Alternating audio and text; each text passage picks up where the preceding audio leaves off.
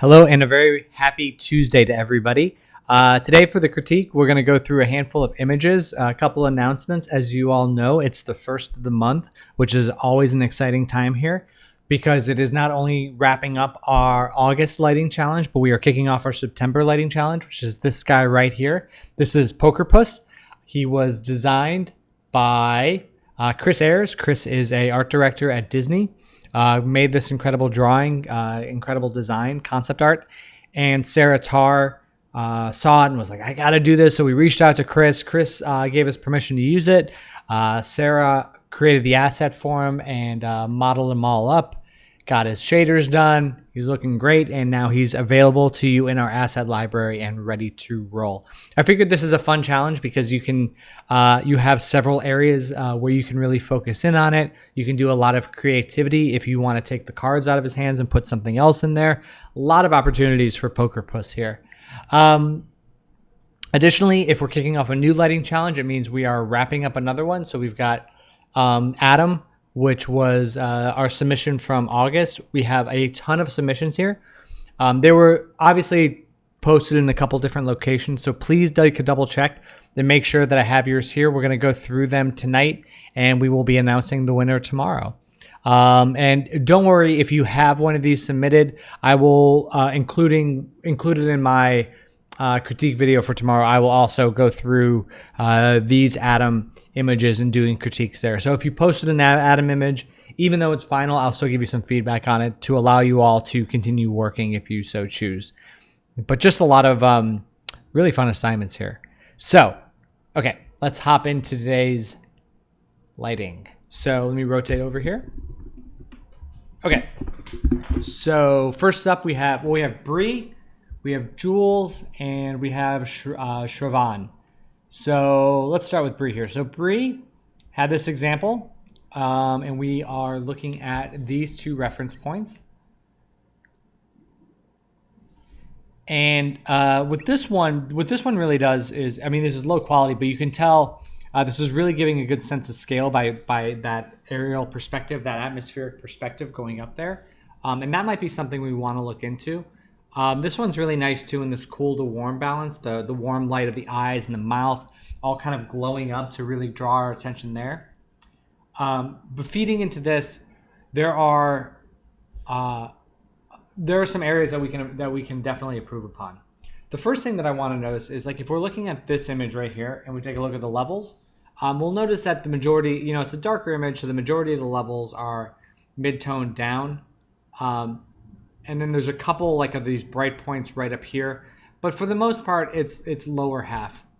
But if we look at this one, we're even further south of that. So I think we have some room to create some more contrast and some more bright points. It's not even really that the overall is darker. It's just that we're kind of missing these bright points in the image. So I see that you've got some warm light coming in here. It would be really nice if you push those further and use those to isolate some areas of interest, like around the face, maybe around the hands. Maybe you can do it as a rim light coming up around here. The horns are really telling some sign of the character, so maybe up around the horns. But just something that gets some more visual interest up around there. And then additionally, when we were seeing from this other reference image, is again the sense of scale. It comes in two ways. It comes in the camera's perspective of looking up, and you only really look up at something that's something much bigger than you.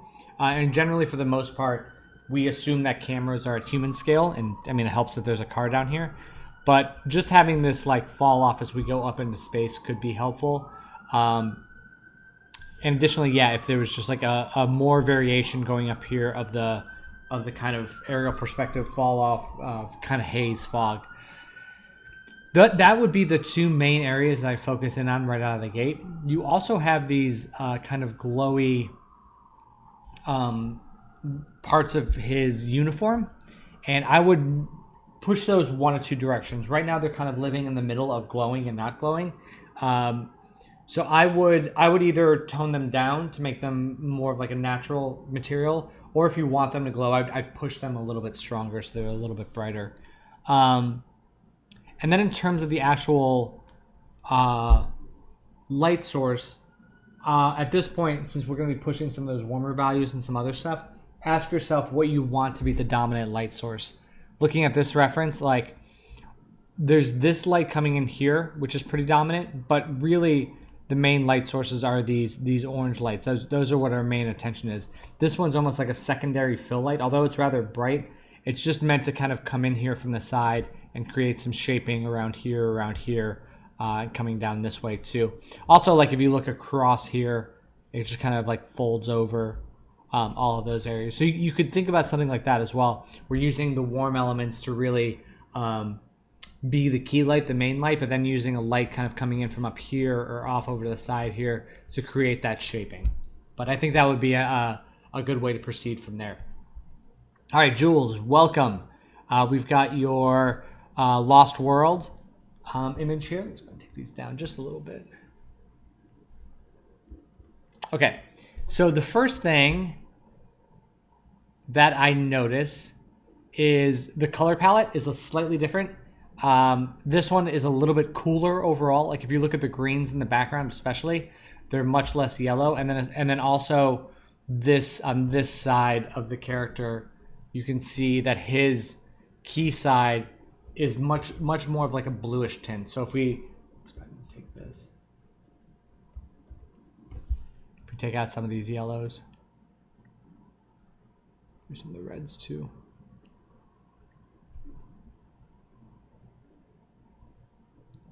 Something a little bit more along that would feel about right. And you got the good light shape. You've got the good shaping coming across here. There's a strange line here. I would just look out for that. I'm not quite sure what's causing that. If it's a bounce light, you may just want to soften that edge, but I'm not quite sure where that's coming from. Well, it looks like it's kind of coming down here too. So just be on the lookout for that. We talk about this a little bit in the class, but one of the biggest problems with lighting a sphere is you've got the light coming in here, and what it's doing is it's causing this line to kind of happen right there. So you can either increase the radius of this light to create a softer fall off across here, or you can do our trick of the key fill, which is you basically use two key lights, one that creates more of like almost a rim or just kind of hits around the edge, and a second one that wraps around a little more and creates more fall off. You don't feel like you have to but it would just be a way of eliminating that hard line. Additionally, we've got a line cutting across here.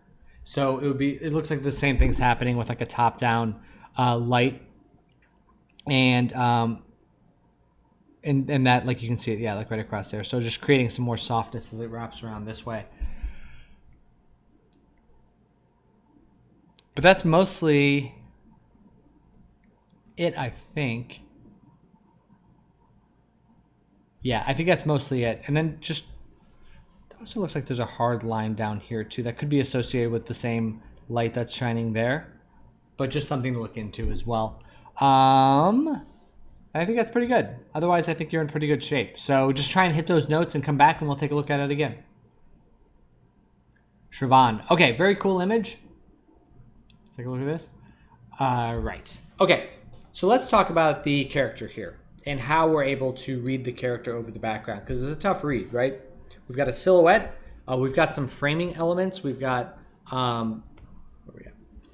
we've got this box here, which is functioning as a framing element. We've got this light pole framing element, and it's all just kind of creating a little box for her to live in there, and for her to pop out a little bit forward. In terms of the color scheme, we've got a lot of cool tones around, lots and lots and lots of specularity on the ground.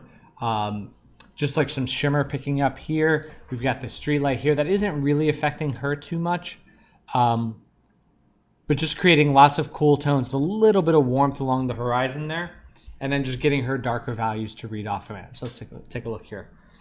So you've got a similar structure here.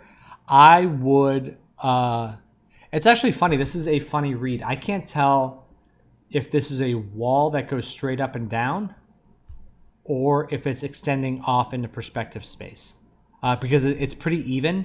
So I'm not quite sure which one it is. It almost looks like a wall, because what's happening is visually it's creating a horizontal bar that goes across the entire image, and it's kind of bisecting everything in half, which is very, very different than what we're seeing in the reference, which is a lot of breathing room around here. So what I would suggest is, if that's a vertical plane or something, go ahead and remove that. If not, we want to lighten the value so it kind of feels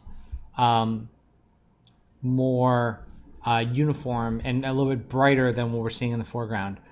This character can actually even go darker if we want.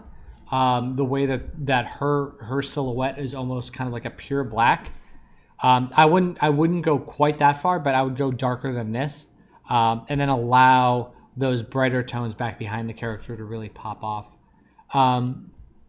You don't want to quite go this bright in the foreground, just because our eye's starting to get drawn down this way. You want to just like maintain those values to be around the main character there in the middle. So you want it to kind of slowly ramp up from darker brights to lighter brights. You know, you can see here, like, this is a darker tonality than that because we want to draw the eye back this way.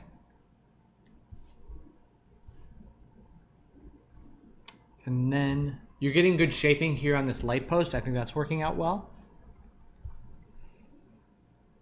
And then the other thing is just softening the light that's coming in this way, just softening it here. Because at this point, we have the sun is actually in this shot. The sun is actually below the horizon line. So everything the sun's like down here. So everything we're seeing is the kind of bounce light, secondary light of the light wrapping around there, which would generate some really, really soft shadows. And the last thing I'll say too is just watch out for, I guess there's a light here off screen, right? It's just, we've got a shadow coming this way and now a shadow coming along this way. And they're both very pronounced and very, very like hard edged. So, and also there's this one going this way too. So make sure you check your radius on your lights, because you don't want to generate those hard shadows kind of going in all directions, because then it just looks like kind of like theater lighting, and that's not exactly what we want to go with there. So that's all for today.